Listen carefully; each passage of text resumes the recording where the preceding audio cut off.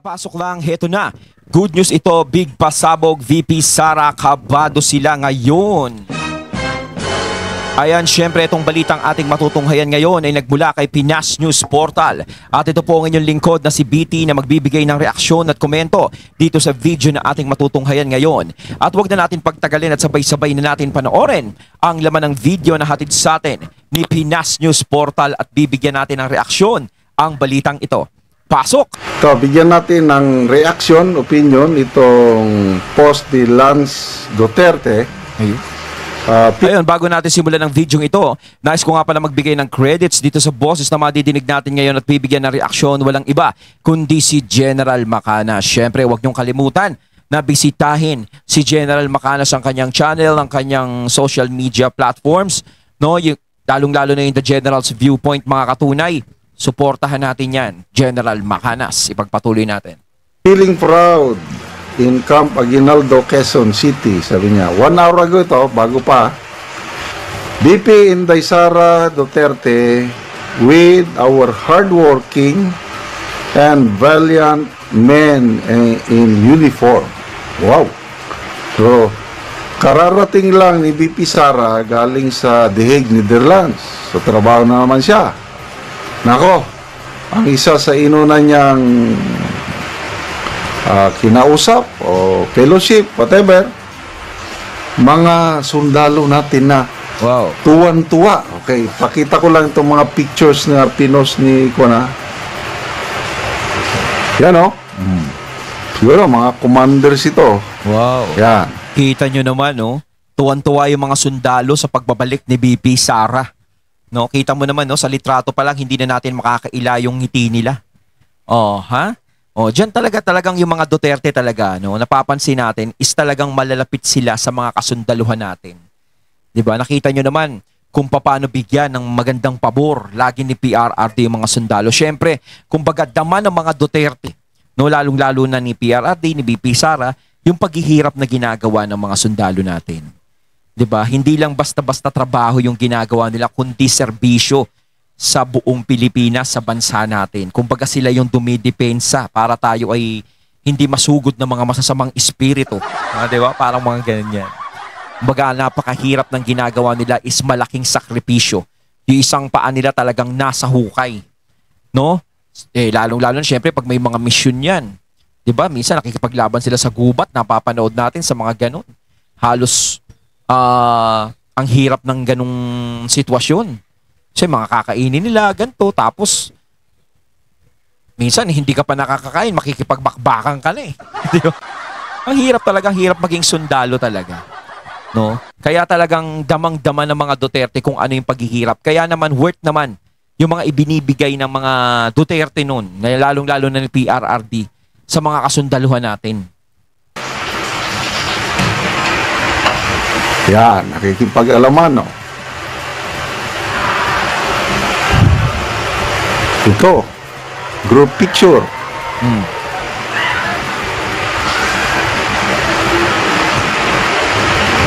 So, mga group picture din. Kung makita nyo lang close up, nakangiti yung mga sundalo. Tsaka dito nakikita natin, no, parang yung, yung nangyayari ngayon. 'Di ba? Kung iisipin natin na halimbawa si BP Sara yung presidente, no. 'Di ba? Talagang kahit kasi sabihin natin na na parang kahit gusto nila talaga na suportahan si BP, hindi nila magagawa eh. Kasi nasa katungkulan sila eh. Kaya nauunawaan ni PRRD yung mga sundalo, mga pulis, lalong-lalo na yung mga nagdala sa kanya sa The Hague. 'Di ba? Yung mga pulis na nagpunta doon sa airport. Yan, sabi nga ni PRRD, nauunawaan ko kayo. Wala namang kasing magagawa din yung mga yan, kundi sumunod sa pinag-uutos ng nakakataas. Dahil syempre, pag lumabag sila, 'di ba? Syempre, may mga binubuhay na pamilya yan eh. 'Di ba? Hindi naman pwedeng magsakripisyo sila ng ganun. Pero syempre, nakakabilib din yung iba na nagsasakripisyo, pero syempre, nauunawaan ni PRRD yung mga kasundaluhan, yung mga pulis na alam natin na kampi pa rin sa mga Duterte, sumisimpat siya, na hindi nila mailabas, hindi nila magawang sumuporta kasi syempre, nandiyan sila sa trabaho. Wala silang magawa. Ano? Tuwan-tuwa sila. Ang gandang tignan, no? Okay, so ano ba ang okasyon? Hindi ko alam, hindi Ano ba yan? na-explain. Ano yan? Anong unit, anong klaseng sundalo ito? Iba-ibang uniforme nila. May gray, may green. Anong naisip? Ito ba yung mga sundalo na bumoto sa local absentee voting? Hindi natin alam. Kailang, very clear, very reflective yung result ng local absentee voting sa mga men in uniform natin. Lahat ng Duterte candidates nanalo. Na zero. Alyansa candidates zero. Wala sa Magic 12. Oh, syempre, bumoto rin yung mga kasunduluhan natin yan. Di ba? Isa din sa, where hindi natin alam kung sino-sino sa kanila. Pati nga si Pastor Apollo Kibuloy, number 10 ata si Pastor Apollo Kibuloy. Tinalo niya basta yung kanito, ang pinakamataas lang na ranking ng alyansa is si Senator Tulpo. Retired General Ping Lacson, Ping number Lacson? 15. Anong ibig sabihin nun? Di ba? Kung ako ang Commander-in-Chief ngayon, ano ang maging reaksyon ko na ang mga men and women in uniform ang pinapaniwalaan nila ay ang kalaban ko sa politika? Ang ibinoto nila, ang kandidato ng kalaban ko sa politika, anong mararamdaman ko? Ay, sasabihin na naman dyan, no comment. Parang ganun. Di ba? Talagang pinakita lang ng mga sundalo na, di ba? Hindi sila umiiwas, talaga nagpa-picture sila, talagang pinakita nila, ito kami. Di ba? Hindi sila naging peki sa mga sarili nila. Di parang nilabas nila yung totoo. Kaya parang dito kasi nakikita natin kung sino talaga yung sinusuportahan ng tao 'Di ba? Kumbaga hindi lang tayo dahil Pero sa totoo lang, kitang-kita na talaga sa ating dalawang mata kung sino talaga yung bet ng mga tao. Yung talagang gusto ng mga tao. At kitang-kita rin kung sino yung ayaw ng mga tao. Tabahan ako. So, itong mga sundalong ito, mga professional, hindi nagsasalita yan. Kailang may puso't damdamin. Yes. Nag-o-observe lang ang mayan. Loyal yan sa Diyos, loyal sa konstitusyon, loyal sa bansa, loyal sa mamamayang Pilipino. Kaya nga sinasabi nga ni General Macanas, tama yun, nag-o-observe lang yung mga yan. Pero syempre, kung ano man yung na-o-observe nila, halimbawa may nakikita silang hindi maganda, hindi naman nila kaagad pwedeng kilusan o ganto, ganyan. Syempre, nandito pa rin sila, kumbaga under pa rin sila. May sinusunod pa rin sila. Kaya nga sinasabi ko kanina kahit alam nila na may gusto silang ipaglaban sa mga sarili nila, hindi nila magawa. 'Di ba? Pero kung may mauuna sa kanila na talagang mga matataas na nila, syempre, makikita natin doon talaga kung sino yung mga tao na talagang kakampi. 'Di ba? Pero sa ngayon, hindi pa natin makikita yan 'Di ba? Syempre, kumbaga, doon lang sila sa gitna. Hindi pa natin makikita talaga yung mga tunay na kakampi dyan. Hindi sila pwedeng magsalita. Kaya sana maintindihan nyo ang mga men and women in uniform natin na nung kinidnap nila ang ating PRRD, yes, walang galaw, walang salita. Dahil professional sila. Tama yun. Dapat ako naiintindihan ko yun 'Di ba?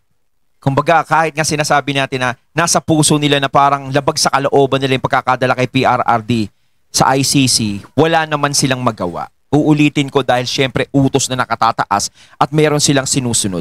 Syempre mahal nila yung trabaho nila No, kaya nauunawaan sila ni PRRD. 'Di ba? Sinabi na nga, ulitin ko, sinabi na ni PRRD na nauunawaan niya lahat ng kapulisan at kasundaluhan sa nagawa nila. 'Di ba? Kumbaga sa final na lang talaga magkita-kita yan. Kung ano ba talaga, kuya. Kailang deep in their hearts. Hmm. Alam mo na, the only time na nagsalita sila nung bumoto sila nung Mayo, early voting pala, April 28, 29, 30 ata ang local absentee voting. That's the only time na nagsalita sila. So yung local absentee voting is a silent protest ng mga men and women in uniform. Wow, my Vice President. Ang ganda, sabi ni Angela Alayon. Ang ganda ng mga ngiti, oy. Si Inatay. Kitang-kita. That's our brave Vice President Inday Sara. Nice, sabi dito. Pero bagay kay BP Sara maging presidente talaga, no? Talagang nasa mukha niya talaga. 'Di ba? Parang magandang maging presidente to kasi kahit sabihin nating babae si BP Sara, parang lalaki pa rin siya. 'Di ba? Yung mga ano niya, paninindigan niya, lalaki, daig niya pa nga yung lalaki, mas matapang pa siya sa lalaki. Diba? Nananampak nga na sheriff eh. Maganda kay BP Sara eh. Kasi hindi siya plastic na tao. Yun ang masarap sa isang lingkod bayan eh. 'Di ba? Yung pinapakita niya talaga yung tunay na emosyon niya, yung tunay na nakikita niya, nararamdaman niya. Yun ang maganda. Yun yung ginagawa ni BP Sara. Hindi siya nagiging plastic sa paligid niya. Although yung ibang mga dati nilang kasama is plastic sila, siya iba.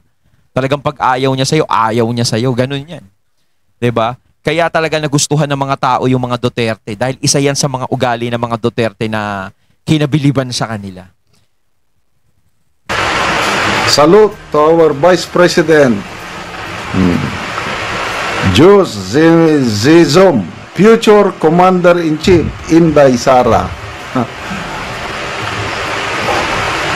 Ilang taon na lang, yan, yung natapos Ilang na, taon na lang, 3 years taon na lang. paghihirap. Kaya, konting tiis na lang. Sandali lang yan, yung 3 taon na paghihintay. Kumbaga konting ano pa. Yun na nga, 2028, sino ang haharang sa daan ng Agila ng Davao? Tumanda na sila. Kasi, okay, balik lang tayo sa impeachment. Kasi kung yung 2028 na yan talaga malagpasan ni BP Sara yung 2026, 2027, ayan na, sigurado yan. 100% yan. Tatakbo yan si BP Sara. Ako nararamdaman ko ganun eh. Kasi tinulak na nila si BP Sara papunta dyan eh. Hindi lang yung tinig ng taong bayan na nagtutulak kay BP Sara, kundi yung mga kalaban niya. Yung nagtutulak talaga sa kanya para tumakbong presidente. No? Pero marami pang mangyayari yan eh. Ngayong 3 taon na to, marami pang mangyayari yan kay BP Sara na kailangan talaga niyang labanan, kailangan niyang malagpasan. Kumbaga yung mga nakakaraang taon is naging pabor kay BP Sara. Yung pagkakataon. Sana itong 3 taon maging pabor pa rin sa kanya. 'Di ba? Kumbaga malabanan niya pa rin, maligtasan niya pa rin yung mga nag-aabang sa kanya na siya'y bumagsak. By Wednesday, yun na, magkakaalaman na sa Wednesday. June 11 dahil June 11, ayan na. I-allow na yung reading ng articles of impeachment masimulan na. Kailang ito ang mabigat. May kasabay na resolusyon na ipafile sa grupo ni Senator Bato. Yun. At ano ang nilalaman ng resolusyon? Seeking the dismissal of the impeachment case of BP Sara. Yun lang. Ang iba sabi, binabantayan namin yan. Sabi ni Senator Coco Pimentel. Akala nila marami, dadalawa lang pala sila ni Senator Rizal Tiberos. Kaya silang nagre-reklamo na hindi matuloy. Pati siya madadali pag si BP Sara naging presidente. Di ba? Kaya magiging agresibo yung mga yan. Yung dalawa, agresibo yan. Si BP Sara gusto naman niyang matuloy. Oo. Ako, gusto niya rin naman. Kung ako ang inyong tanungin, gusto kong matuloy. Para Kung talagang gusto rin talaga ni BP Sara talaga matuloy eh. Tsaka maganda nga yan matuloy. Kahit ako gusto ko rin matuloy yan eh. 'Di ba? Para malaman natin talaga kung sino yung mga tao na totoo kay BP Sara at hindi. Diyan natin malalaman yung kung talagang yung sinasabi ni Gado na mahina si BP Sara, talagang ganon. 'Di ba? Kung talagang tsaka malalaman natin kung sino talaga yung kakampi at hindi kakampi. Parang ganon din ang gustong malaman ni BP Sara once na dumating yung impeachment na yan eh. Kung sino yung mga taong plastic sa hindi. 'Di ba? Magagawa natin kung ang mga senador, 13 senators lang kailangan. Pero talagang malaking kahihiyan yan, yung impeachment na yan. Kung sakasakaling si BP Sara, manalo dyan. No, malaking kahihiyan yan doon sa mga nagpapataw ng impeachment kay BP Sara. Diba? At saka doon talaga nila mararamdaman in second time na talagang malakas talaga tong si Duterte. Kasi kita nyo naman, nung midterm election, pinakita na ng mga Duterte kung gaano kalakas ang isang agila. 'Di ba? May mga nanalo na inendorso niya talaga, doon pa lang pinakita na yung lakas eh. Kung dito sa impeachment ay manalo pa rin si BP Sara, talagang wala na. Malakas talaga. Mahirap tibagin. 'Di ba? Kaya maganda din. Matuloy din yan. Ika nga, total si BP Sara gusto niya rin namang matuloyan. Tayo din para mas may thrill yung mangyayari. Pipirma sila sa resolusyon na ibasura na ang impeachment case ni BP Sara. Tapos na. Pero syempre, mas pabor tayo kung ibabasura yan. Di ba? Mas gusto natin yun. Pero si BP Sara, syempre gusto niya rin. Gusto na rin natin na gusto niya matuloy. Di matuloy para magkaalaman na. Di ba? Hindi pa nagsisimulang laban, knockout na ang kalaban. Ganyan po ang mangyari. Kaya, bakit gagawin yun ng mga senador? Sariling desisyon nila yun. Kasi, this is a political exercise, yung impeachment. Yes. Not so much on evidence. Ano lang yan, kung sino yung pakiramdam ng mga senador na public claimor, sino ang gusto nila, anong gusto nilang mangyari, di doon sila. So, baka nakikita itong 13 plus senators na ito, napatayin na ang ibasura ng impeachment trial dahil yun ang gusto ng mas nakakarami, yun ang gagawin nila. So, mananagot ang mga senador na yan sa taong bayan, mananagot sila sa Supreme Court kung ano man ang desisyon nila sa resolution. At saka sa 2028, mananagot sila, akala nila. Seeking the dismissal. Ayun, natating natunghayan ng video na nagmula kay Pinas News Portal at syempre natunghayan natin ang boses na yun na binigyan natin ng reaksyon. Walang iba kundi si General Macanas. Kayo mga katunay, anong masasabi niyo tungkol dito? Comment lang po kayo sa comment box. So once again, I'm BT and I'm out. Peace.